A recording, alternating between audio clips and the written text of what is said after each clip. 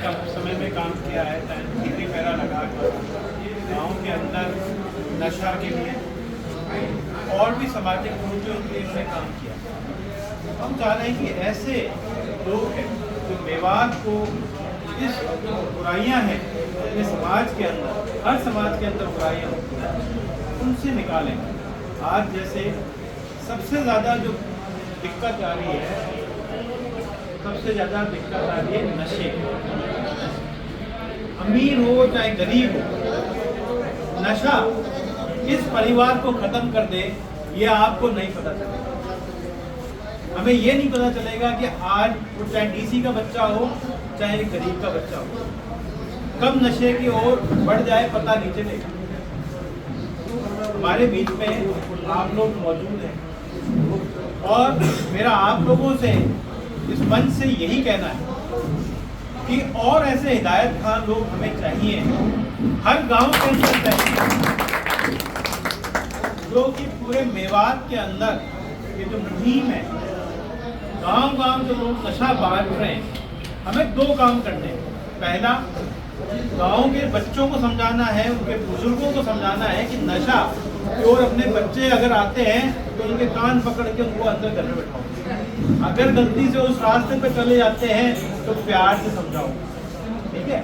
और एक वो व्यक्ति है गांव के अंदर जो गांव के अंदर नशा बेचता है, उसको पकड़ के पुलिस के हवाले करो, तभी हमारे बच्चे, हमारे बड़े उस चीज से बच पाएंगे।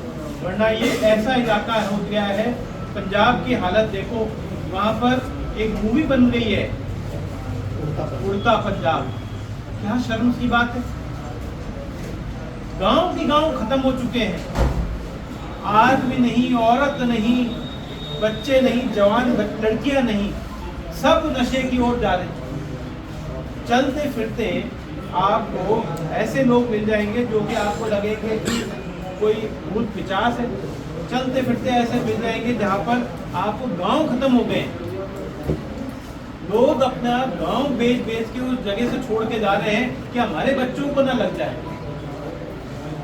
और आप यहाँ पर सभी बुजुर्ग मोहतरम हैं, सभी मौलाना यहाँ मौजूद हैं, सभी धर्मों में किसी भी तरह का नशा पाबंद किया हुआ है। मेरा आप लोगों से है कि अपनी जब तारीफ करें, जब भी तकरीर करें, तो ये चीज़ जरूर बच्चों को समझाएं कि भाई नशे से दूर रहें।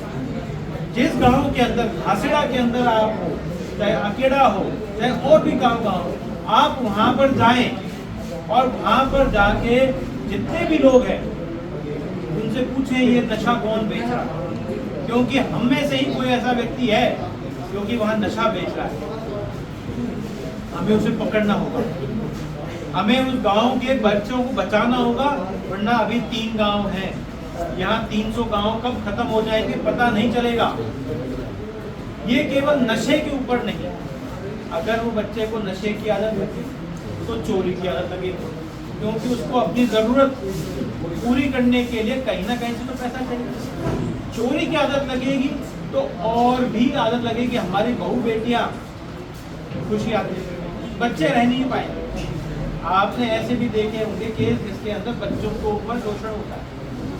क्या चाहते हो आप मेवात में ऐसा हो? आज हमारा बाहर का कोई व्यक्ति आता है, कोई बहू बेटी सड़क पे भी कभी कोई दिक्कत होती है, आज तक कोई ऐसा नहीं हुआ जिसमें कोई बदतमीजी की हुई उसके साथ। लेकिन क्या ऐसा समय चाहते हो कि आपकी बहू बेटियों के साथ हो? नहीं चाहते ना। इसको बचाना है, सब मिलके प्रण लें कि अपने इसके अंदर से बचाना।